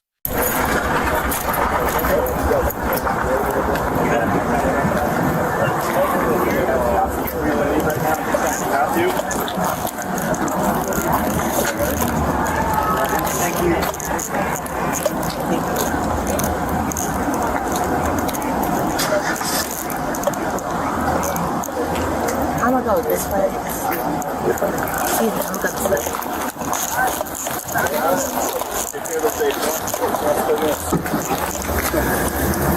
She's been advised of the fact that she's trespassing. Are you getting this property right now? Okay, are you getting any property right now? We're gonna go to jail. I'll take the film so it doesn't break. Hey, can you just put it in my Take care of it. No. Yeah, it'll get a jail. Despite the presence of multiple officers and bystanders, Erica felt targeted simply for filming. She believed her actions were within her rights, but the officers perceived her filming as interference. It's so unnecessary. So how you wanted to end your night? Are my feelings hurt? Or Silly. What are you Seems like a silly decision. The official arrest report stated that Erica was accused of interfering with an ongoing investigation and trespassing in the parking lot. However, video evidence released by the authorities did not clearly show her being instructed to leave, raising questions about the validity of the charges. Similar to a recent case involving Travis Hines, Spokane police maintain that their officers have the authority to manage trespassing on behalf of property owners through agreements with parking lot staff. Would you like Jacqueline to have your possessions? Yeah, I'd love that. Okay. What else do you have on you that you'd like her to have? In your back pockets. You have stuff in your back pockets. What would you? You're good. Okay. You want her to have your phone, or you want to keep it? I would love to keep it. Okay. She wants to keep it. Okay. No, it'll be right here in your. It's all going to go in your property. It's not in my possession if you're holding it. Well, it's in my possession right now because you're in custody. Am I keeping it or? Yeah, it'll go with you. Absolutely. If I'm keeping it, I would like it in my hands. Well, it's going to be in my hands. So that's not keeping it. Well, Can I have it in my hands? No, you cannot. Shortly after the confrontation, a female officer arrived to detain and transport Erica. The situation quickly intensified, leading to her arrest under questionable circumstances. Here's our transport. Why are you acting like a child? She's a child. Yeah, I know you think you're like.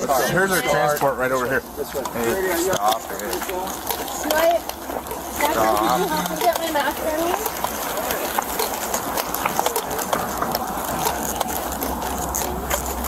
Go ahead and face that American flag for me, please. Love it, love it. You want to do the search for us? Okay, thank you. Okay, let's go do the search. Roger that.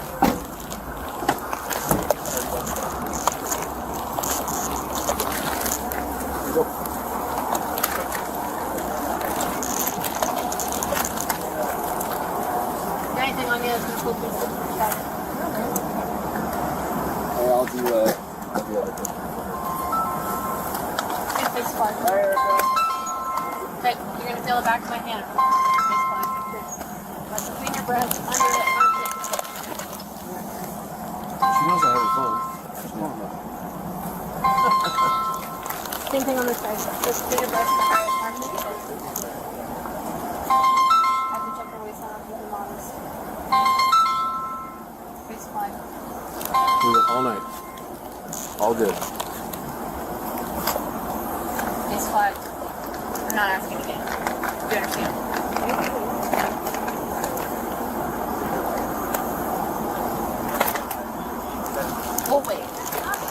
What are you waiting for? You keep looking at me. The more you keep looking at me, the longer this takes. You want it to be done? No, I'm just tired of you looking at me. Face the flag. I'm searching you. Hold shit out of my pocket. Because you're being searched.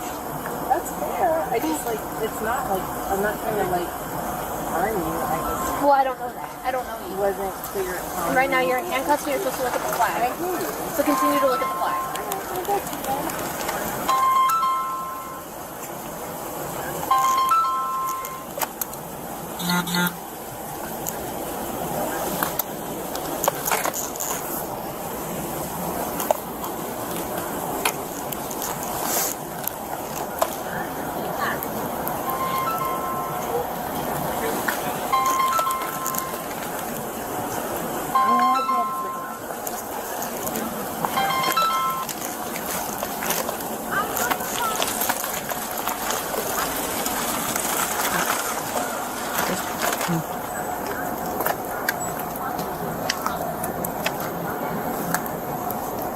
Can we get her information on the...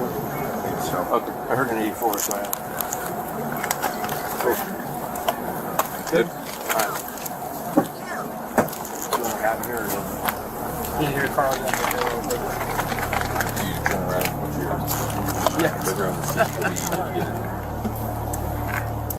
Erica was booked into Spokane County Jail on a second-degree criminal trespassing charge, a charge that might have warranted a simple citation.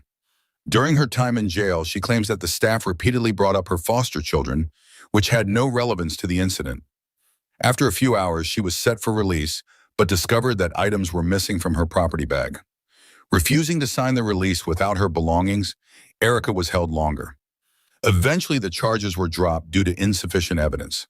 Determined to seek justice, Erica filed a lawsuit against the city and county, alleging violations of her First Amendment rights, false imprisonment, and excessive use of force. The case was settled for $57,000, with neither side admitting any wrongdoing, effectively placing the financial burden on taxpayers. Erica maintains that her arrest was solely because she was filming the officers, a claim the department disputes by pointing to the presence of body cameras. Despite her requests, only limited footage was released, raising further concerns about transparency and accountability. In this scenario, Police Chief Sam Ford from the LY Missouri Police Department took offense at a customer's provocative hand signal in a local grocery store. He followed her inside and ultimately led her out of the building. Have you ever wondered what might unfold when a seemingly small act of defiance meets official authority? Don't miss these startling developments. Watch now. Hold on, what? What I was need that? to see your ID. For what? Because what you just did is considered disorderly conduct in the city of Lynn. Oh, that's okay. No, that's a First Amendment activity. No, it's not actually. It actually Ma'am, is. I need to see your ID, please. No. Yeah, I'm gonna see your ID, or I'm gonna put you in handcuffs and I'm gonna take you to jail. Good luck They with will that. Excuse me? You're gonna take me to jail because Absolutely, I will. Because I Disorderly flipped. conduct. No, that's not That's disorderly just- conduct. ma'am, Dude, that's a stop First Amendment walking away. protected No, it's activity. not a First Amendment. Yes, it protected is. activity. I'm busy trying. Ma'am, Don't touch me. stop. Don't touch me. You Dude, are don't under fucking arrest. touch me. Don't fucking touch me. Get the fuck away from me. Who the fuck are you? Don't touch me. 706, get me a county unit headed this way. I've got a subject resisting my detention. No, don't fucking touch me. I didn't do shit You to are you. under arrest. No.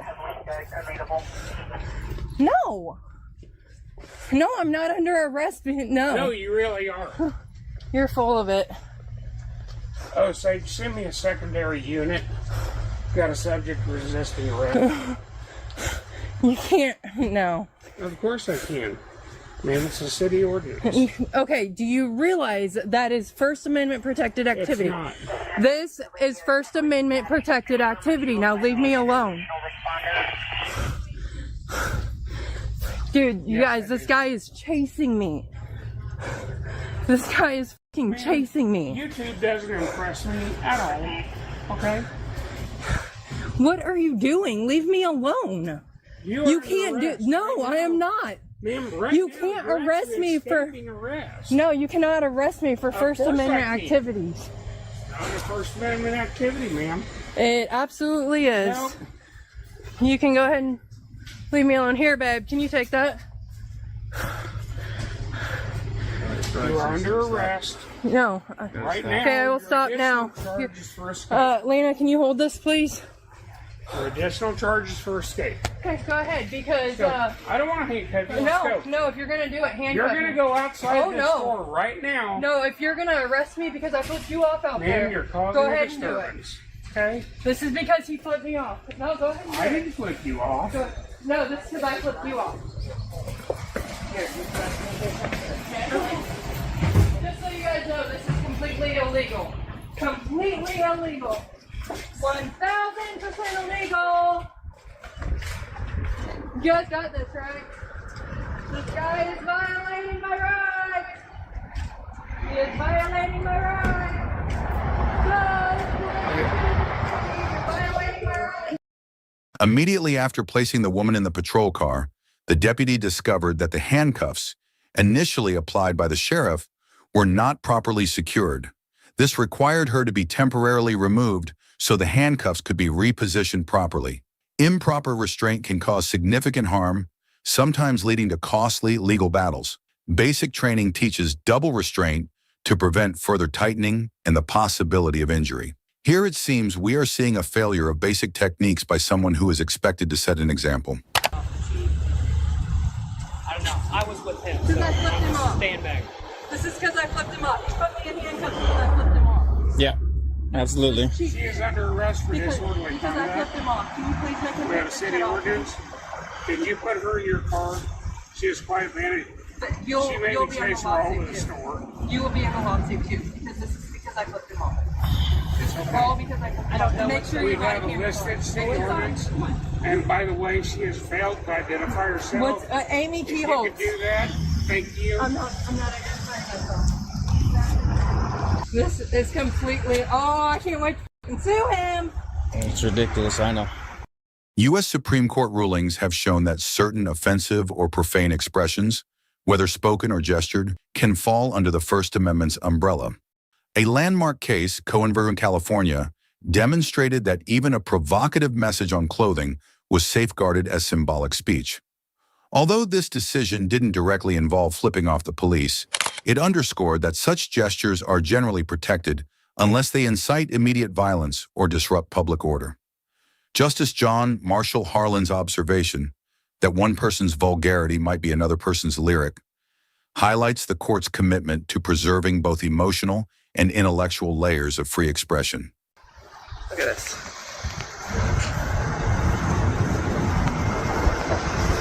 Does he want to speak with her anymore, do you know? Or? Yeah, he does. Yeah, he's giving me a citation or a summons.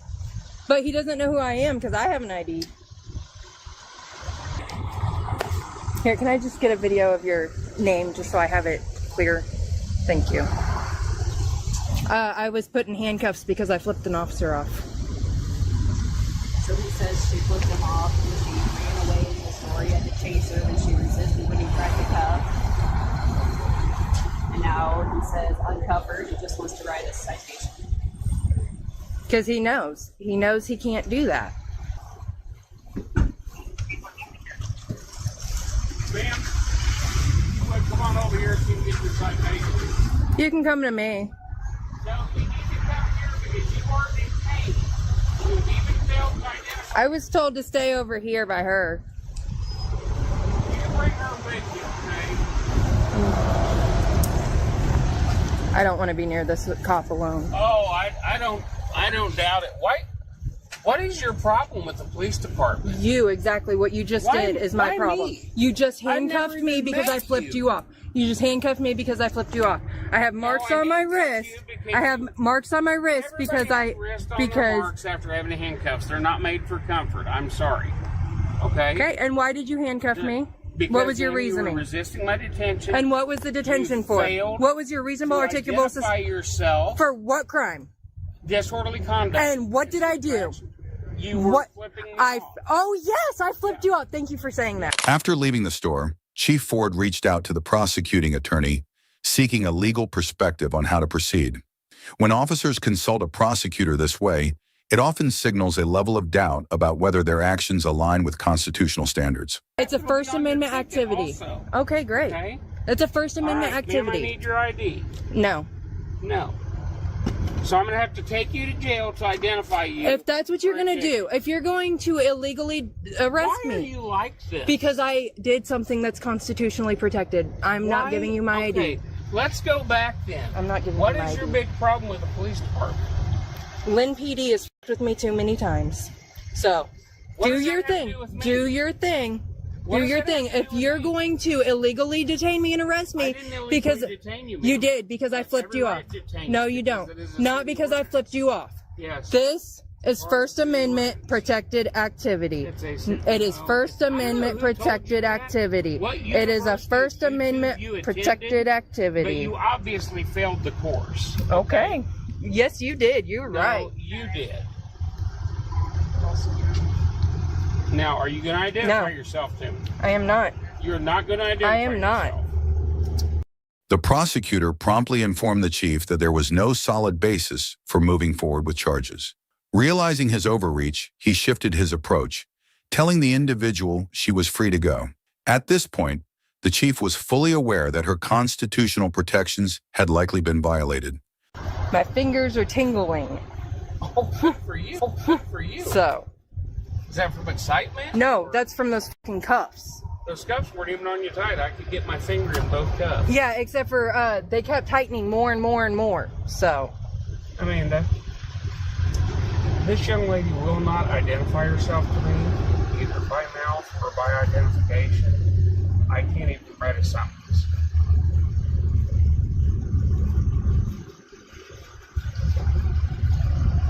Is your name Kelsey? I'm not answering questions. Not answering questions. Bye-bye. We're at 20 minutes of an illegal detainment here. Not an illegal detention, ma'am. Absolutely All you have to is. do identify yourself. You'd be lying. I don't have to identify if there's not a crime committed. Get out of here. Go I don't away. have to identify if there's not a crime committed, Go away. dumbass. Go away. You're not my boss. Go away. Why? Because I'm done with you. Go away. Okay, and guess what? I'm just getting started with you because you fucked up. You fucked up. You're gonna get dismissed from your job. Dismissed. I doubt that highly. Okay. You just illegally detained me. I'm gonna go to the hospital and get my wrist checked out because it fucking hurts. Totally should. I will because my fingers are tingling and my wrist has lines on it. It fucking hurts from an illegal detainment. Is it? Can you guys get me EMS out here? Because my fingers are tingling. Please. No, my fingers are tingling. So I would like to get looked at now. Now that I'm not detained because I didn't do anything wrong. I need to be checked out. Okay. I'll go get something to drink. Okay. Committed an ordinance violation. I think This isn't an ordinance violation. You're an officer. This is First Amendment protected activity. Again, you failed your YouTube University horribly. Okay. This is First Amendment protected activity, I'm gonna dumbass. stop up by City Hall and get a copy of the ordinance. Oh, I have a copy of it. Thank you very much.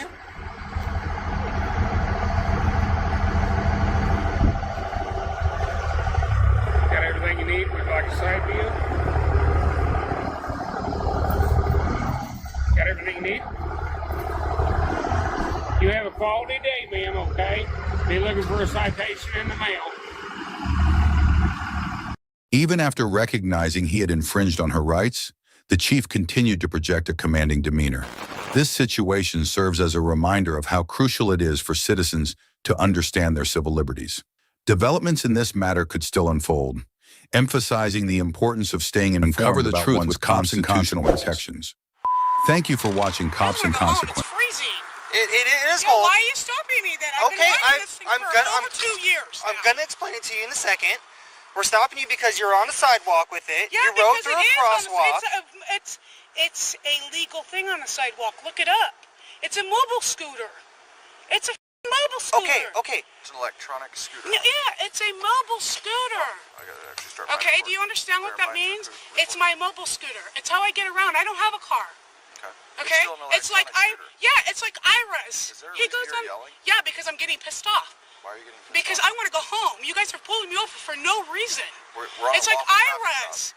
It's like Iris. You know Ira, the blue guy with the guys riding around? It's exactly like his, except it's got 2 seats. That's all it is. It's an electronic Why? scooter. Exactly. Do you deny that it's an electronic scooter? It's not an electronic scooter, and I can ride it on a sidewalk. Is it gas powered? No, it's not gas. Okay. I So gotta it's go. electronic. I'm cold. You guys are You're not free to leave. Yeah, I am. No, you're not. Yeah, I am because you legally cannot stop me. You're lawfully detained right now. You are For what? literally on a lawful For traffic what? stop. You see those red and blue lights? For what, though? Are you going to Give let me. him explain it? Yeah, because you don't have a reason to. You guys are legally. You're taking my Disability Act and you're throwing it in the garbage. I have This no is idea my what you're talking disability scooter. This is how I get around, and you know that. You've seen me many times around this town riding it. about. Okay. Are you going to let him explain to you why you're actually on a lawful traffic stop? Okay, so we stopped you because it was actually looked up before, okay? You can't ride this in a crosswalk and on the sidewalk. Are you kidding me? As the officers and Miss Gaiman debated the legality of her scooter use on the sidewalk, the situation became even more complicated. Under Oregon law, her three-wheeled scooter qualified as a motor-assisted scooter, which typically isn't allowed on sidewalks.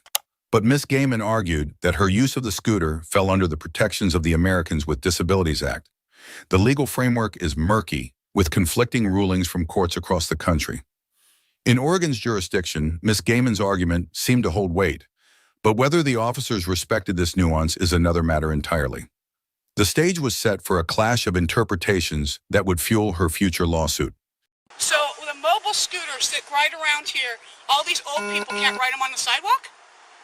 Nope. Not according to the Oregon Department of Transportation. I'll look it up for you, just so you can know that I'm not messing with you, and he's not messing Okay, so I'll let everybody know that you guys have bad laws in this town, and that people that have disabilities. No, you know what? That's disabilities. Okay, these people ride these scooters for disability. You want them riding on the streets so they get hit by a car? You kidding me? I don't make the rules. Yeah, well. I'm gonna grab some information. Do you have an ID on you? I don't need to give you my ID. You do. You are lawfully detained. You've been explained that. You will provide your name or identification. You guys. The officers demanded Miss Gaiman's identification, asserting that her scooter counted as a vehicle under traffic stop laws. While legal nuances supported their inquiry, federal regulations under the ADA added complexity. These rules require reasonable modifications for individuals with disabilities, including accepting verbal assurances or state-issued disability documentation. Despite Ms. Gaiman's explanations, the officers' handling of the situation raised questions about their understanding of disability accommodations. Could they have approached this differently, or were they operating strictly within their authority? Because I want to get home. It's cold and you guys are with me, and you guys see me riding this many times, and you know it. There's my ID. I've never seen you riding this around. Yes, you have. Can I please get my ID back now? No, you will get it back once we finish. You asked me to show you what the rules were. No, I just want to go. I can look them up myself. No. I'm cold and I want to go and shower. Oh, really? Chelsea West, Senator about California, UT Oregon. I have no warrants. I have nothing. Copy. Thank you. Give me back my ID. No, you are not free to go right now. You're not free to go until we are finished. I'm finished with you. I'm not going to say one more word to you. And I can't look at that because I can't see your phone. Okay. So in Oregon, since this is a electronic scooter, you're not allowed to have passengers on it. That's one rule. You are required to wear a helmet. No, you don't. You are. You are not allowed to ride it on sidewalks, and you're not allowed to ride it in crosswalks. All right? The officers issued several citations to Miss Gaiman, including one for not wearing a helmet. While some of their claims held up under the law, their handling of her disability-related exemptions created significant friction. Ms. Gaiman requested her ID back, but the stop continued, leaving her increasingly frustrated. Instead of offering her a safe way home, the officers insisted on enforcing rules that seemingly overlooked her unique needs. Tensions escalated, and the decision-making that followed would be heavily scrutinized in court. No, I just... Oh, I'll go ahead and explain it. No, I know. I've had a citation. So here's the deal. I'm going to do Thank my job. you. No, I don't need your job. Okay. You're not doing your job, though. You're not going to be protected because listen to those people So I'm up there trying to issue a screaming. citation right now, and Okay, you're okay, berating come me, on, hurry up. which is actually causing me to pay more attention and address Hurry up. your aggressiveness, which is Hurry the preventing me from doing my job. Yeah, just for... So if you try to reach and grab something out of my hand again, you're going to go to jail tonight. Hurry the You're a up. police officer. You understand that? Hurry the up. Okay. That was your warning. After receiving her citations, Ms. Gaiman decided to ride her scooter home despite the officers' warnings. What followed was an unusual pursuit, with patrol cars trailing her at low speed to her garage. The encounter ended with her arrest and subsequent conviction for attempting to elude police. But this wasn't the end of the story. Ms. Gaiman fought back, filing a lawsuit alleging violations of her rights and discrimination under the ADA. The case raises critical questions. Were the officers justified in their actions, or did they fail to consider the real-world implications of their decisions? The legal battle over $500,000 in damages continues, promising to shed light on the complex relationship between law enforcement and disability rights. The interaction between Ms. Gaiman and the officers reminds us how a single encounter can ignite a firestorm of legal and ethical debates. Was justice served, or was the system flawed? A self-described First Amendment auditor named Drew R. arrived at the Northern Nevada Correctional Center, a medium-security prison in Carson City, Nevada. His plan was to capture video from what he believed were publicly accessible spots, including the visitor lot and outside views of the facility. However, while filming on a road leading into the prison, he was confronted by Lieutenant Aaron R. from the Nevada Department of Corrections. Have you ever asked yourself what happens when free speech clashes with restricted zones? Lieutenant Ryer, what can we do for you? I'm just taking pictures and filming. Okay, could you do it off the property, please? Is this a public roadway? No, this is not a public roadway. Where does it say this there's... belongs to the prison, sir. I need you to film off the property. Where does it say no trespassing? Sir, I'm asking you to please film off the property. Otherwise, I'll have Carson SO come tell you to get off the property. Well, can you show me where it says no trespassing? No, sir, I'm not showing you anything. I'm telling you, you need to leave the property. Well, then if there's no... I'm a sworn peace officer for the state of Nevada, I appreciate that. It's not an unlawful order, so could I please get you to go off the property? If it's not an unlawful... It's not an unlawful... Sir, yes or no, so I can call Carson SO. Well, let me ask them questions. You're saying I don't get to ask questions? I will call Carson SO and let them know. Okay. Tell them that I'm exercising my constitutional rights. Okay, here we go. So we've already been stopped.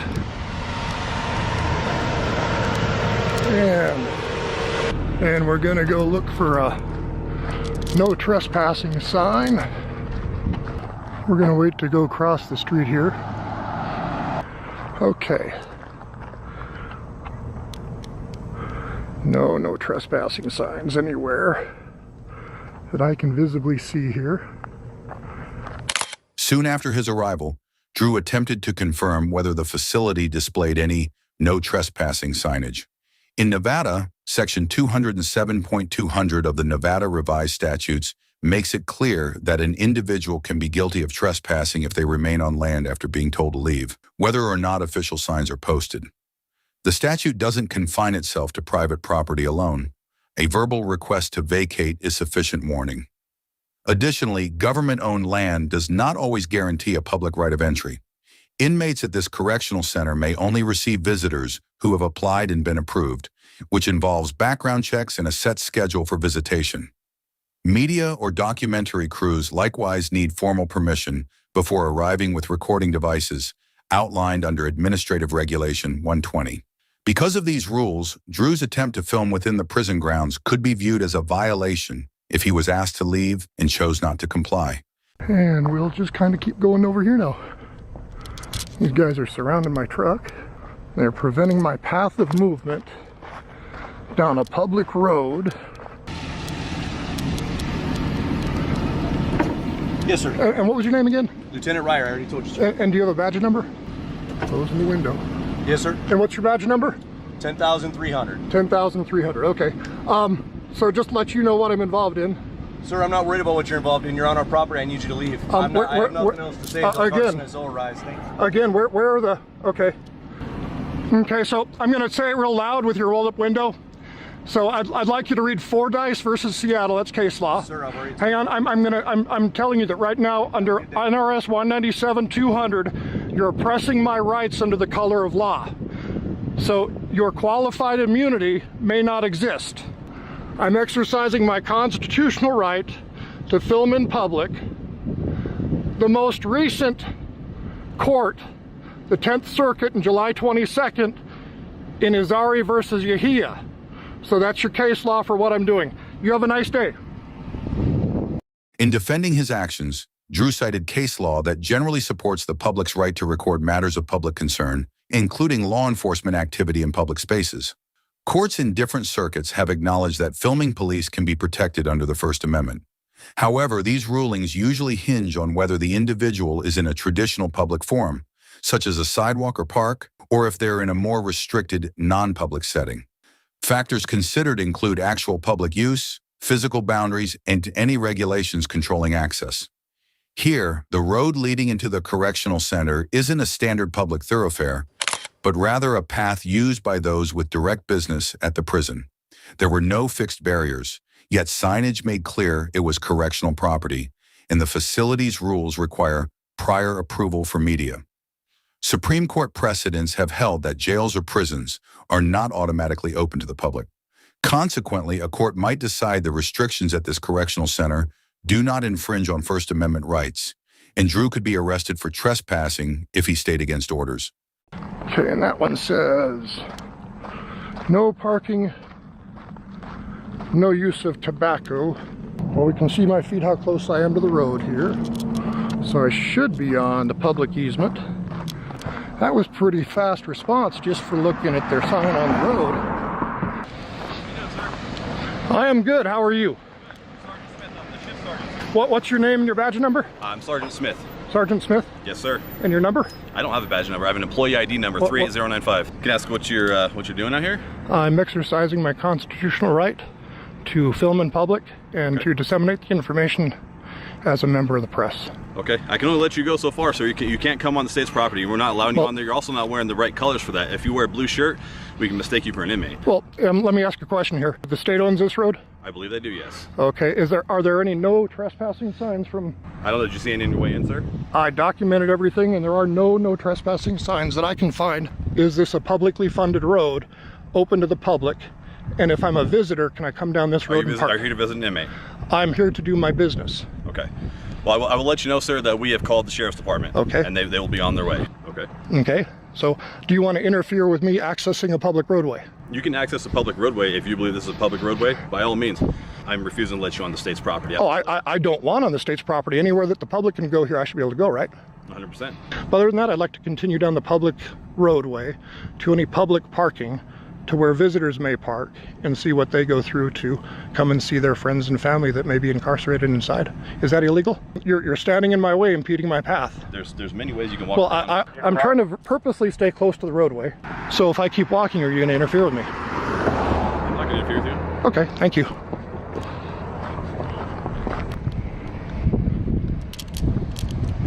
There's the warden's car. Hey, excuse me, sir. Yes, sir. How may I help you? I'm just taking pictures. No, sir, you cannot do this. I'm the warden of this complex. Oh, good. What's your name, sir? Hang on. Let me get closer so I can hear you, sir. Let me get closer so I can hear you. Can I get closer so I can hear you? Can I get closer so I can hear you? No, sir. Oh, I can't get closer so I can hear you.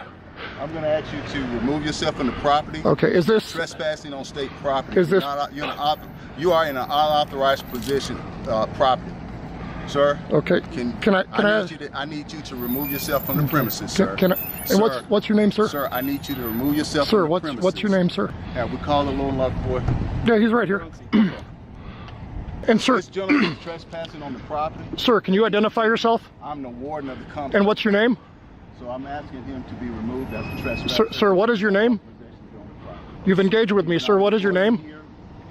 He came onto the property without permission. Sir, what is your name? Is the facility on lockdown? Yes, it is. This is disrupting operations. This is disrupting operations. Okay. Sir, what is your name? Okay.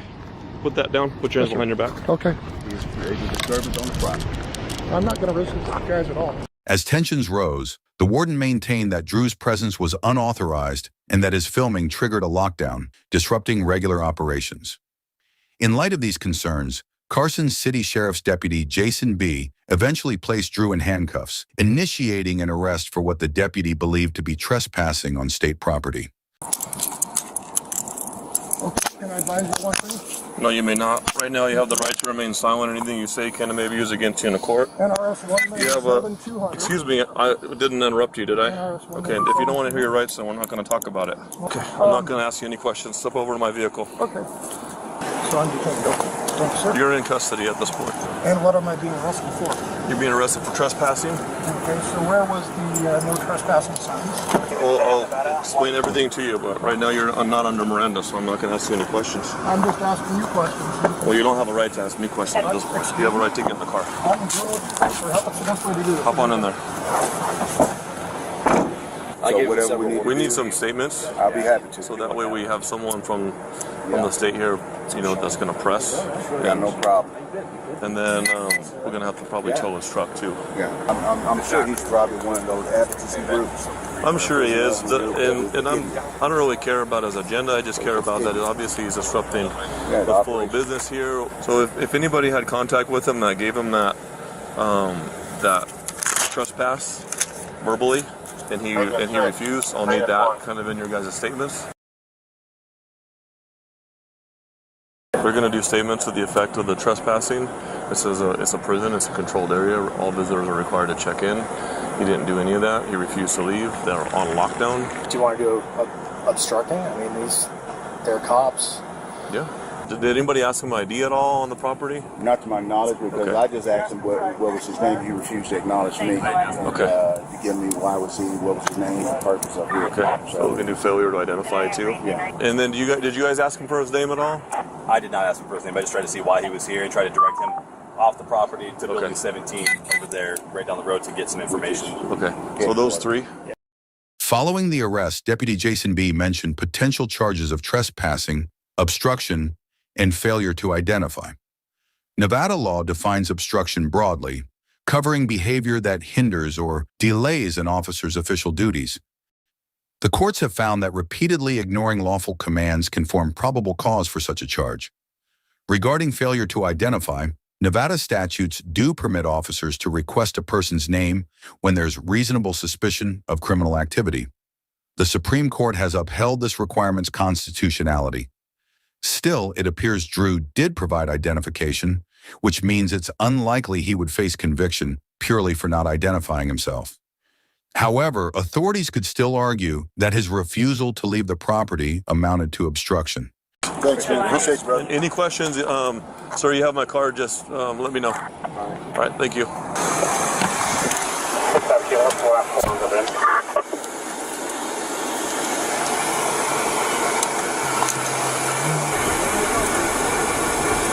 Okay, so you do have the right to remain silent. Anything you say can and may be used against you in a court of law. You have a right to talk to an attorney and have an attorney present with you if you wish. You can choose at any time not to make any statements or answer any questions. Do you understand those rights? I'm bringing one in, just so you know. All right, sir, step on out, please. Face the car right here. Correct. Make a left. Have a seat in that blue chair. Feel a little sweaty back there. A little bit. Did the air run in?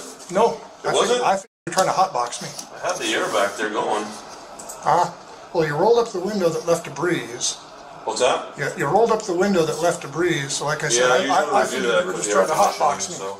You really do need to go read the 10th Circuit Court July 22nd opinion. I'm not going into any court today. I'm looking Izari versus you. Yeah. No, I understand. But you arrested me for filming in public. No, I did not. Trespassing and obstructing. How did I obstruct? Hey, I'm not going to get into it. I'm sure that you have a big plan and idea of the narrative in your mind. I don't. You can let that play out. You refuse to identify yourself. You're required to give your name. I refuse to identify myself. That's nobody ever asked me to identify. Okay, well, when I asked the warden to identify. I'm going to just tell you something. I'm not going to argue with you. I'm not trying to argue. I'm trying to answer the question. You can do this in court later on. I don't care what you have to say right now about that. Answers the question. In the end, Drew's criminal case was dismissed on December 20th, 2023, through a plea arrangement that apparently required a no-contest plea. Although official documentation isn't widely accessible, Drew asserts the outcome cleared him of formal charges. Then, on January 29th, 2024, he filed a civil lawsuit which was moved to federal court. He alleges several constitutional and state-level violations, including unlawful detention and property interference. While the arresting officer may have believed there was sufficient cause to take Drew into custody, Drew later argued that he was placed in an unventilated patrol car for roughly 30 minutes in 95-degree heat, conditions he described as unacceptably dangerous. Regardless of whether the officer intended any harm, Failing to ensure proper ventilation could be seen as neglecting an arrestee's safety. Meanwhile, Drew's respectful demeanor throughout suggests he was confident in his legal position, yet his assumption that all government property is fair game for filming was arguably misguided. This case highlights how misunderstandings about public versus restricted forums can lead to arrests and legal disputes, even for those intending to defend constitutional rights. Thank you so much for sticking with us until the very end. You're one of the few who go the distance. If you found this video insightful or thought-provoking, please hit that like button, and if